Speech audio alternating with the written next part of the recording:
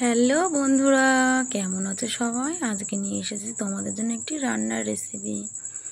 তাহলে চলো আমার রান্নাটা আজকে শুরু করা যাক।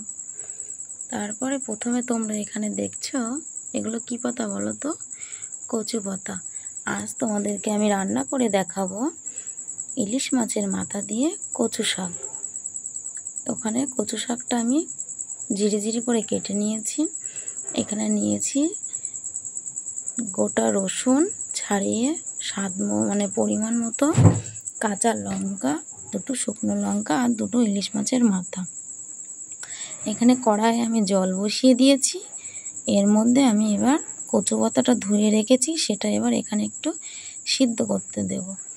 যেহেতু শাক জিনিস জলে পড়লেই অল্প একটু হয়ে যাবে, তাই আমি অল্প পরিমাণে জল দিয়েছি। তাহলে চলো এখানে আমি শাকটা পুরো দিয়ে দিচ্ছি। আর শাকটা আমি একটু ঝিরিঝিরি করে কেটে নিয়েছি, যাতে এটা সিদ্ধ হলে পুরো সফট হয়ে যায়।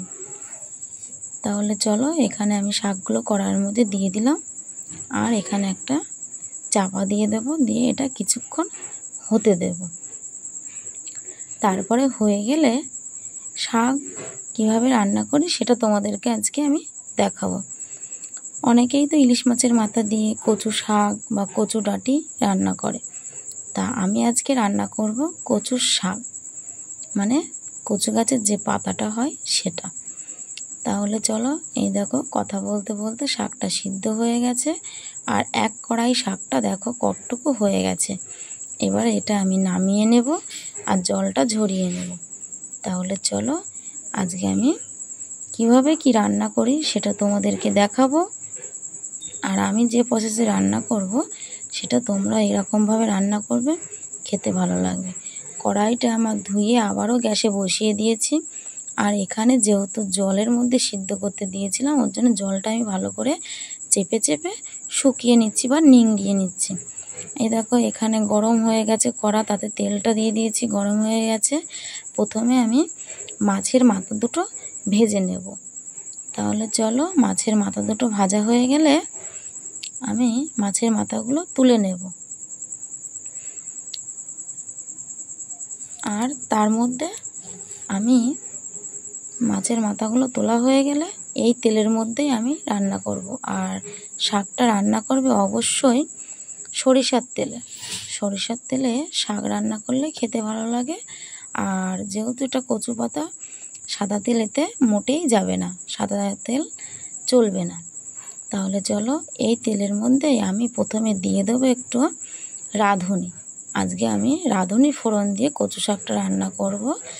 আর দিয়ে দেবো যে গোটা শুকনো লঙ্কা দুটো, দেখলে শুকনো লঙ্কা দুটো, আর কাঁচা লঙ্কা দেব।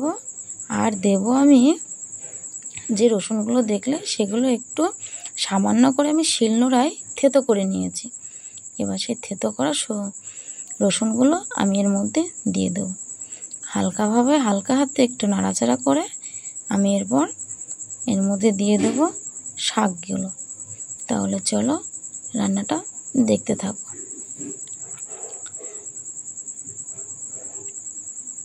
আর কচু শাক খেতে কম বেশি সবাই ভালোবাসে। আর বাঙালি ঘরে ইলিশ মাছের মাথা দিয়ে কচু শাক খাবে না বা খায় না এমন কোনো লোক নেই। আর আমাদের বাড়িতে এটা সবারই খুব পছন্দের। তাই তোমাদের দাদাভাই নিয়ে এসেছিলো মাছ, আর আমি সেই মাছগুলো খাওয়ার পর মাছ খেয়েছিলাম আর মাথা দুটো রেখে দিয়েছিলাম। তোমাদের দাদাভাই কচু শাক দিয়ে মাথা খেতে খুব ভালোবাসে, তাই ওর জন্যে আমি মাথা দুটো তুলে রেখেছিলাম কচু শাক বানাবো বলে। তাই ভাবলাম কচু শাক যতক্ষণ বানাচ্ছি আমার স্টাইলে আমি কিভাবে কচু শাকটা রান্না করি সেটা তোমাদেরকে একটু দেখাই। তাই প্রতিদিনের ডেলি ব্লগের মধ্যে আজকে ভাবলাম একটা রান্নার ব্লগ দিই। কম বেশি তো মাঝে মাঝে দিই। তাহলে চলো আজকের এই কচু শাক রান্নাটাও তোমাদের সঙ্গে শেয়ার করলাম। তাহলে দেখতে থাকো। আর এই যে আমি শাকটা দিয়ে দিয়েছি, একটু নাড়াচাড়া করে সামান্য পরিমাণে একটু লবণ দিয়ে দিলাম। আর দেব একটু হলুদ আর লবণ দেওয়ার পরে ভালো করে নাড়াচাড়া করে নেব। নাড়াচাড়া করে নেওয়ার পরে শুকনো শুকনো হয়ে গেলে মাথাগুলো দেব। তাহলে চলো দেখতে থাকো। এটা আমি এখন নাড়াচাড়া করিয়ে যাব মিডিয়াম আছে। আর যেহেতু একটা পাতা আর কচুর শাকেতে অনেকটা পরিমাণে জল জল ভাব থাকবে, কিন্তু জলটা না শুকানো পর্যন্ত এটা খেলে গাল ধরতে পারে। ওর জন্য আমি নাড়াচাড়া করতে করতে দেখো একদম এরকম শুকিয়ে নিয়েছি। এবার আমি এর মধ্যে দিয়ে দেবো মাথাগুলো আমি একটু হাত দিয়ে ভেঙে ভেঙে নিয়েছি। তাহলে চলো আর একটু নাড়াচাড়া করব। যেগুলো মাথাগুলো দিয়ে ওর সঙ্গে ভালো করে আমি ম্যাশ করে মাখিয়ে নেব সব কিছু খুন্তির আগা দিয়ে। আর এইভাবে মাখাতে মাখাতে কচুটা একদম দেখো কড়ার চারি সাইডে কেমন শুকনো শুকনো লেগে লেগে ভাব গেছে, মানে যত শুকাবে তত এটা খেতে ভালো লাগবে। এইভাবে নাড়াচাড়া করেই নামিয়ে নেব। তারপরে দেখো আমি নাড়াচাড়া করেই যাব, কেননা এটা যতক্ষণ না জলটা না শুকাবে ততক্ষণ নাড়াচাড়া করতে হবে।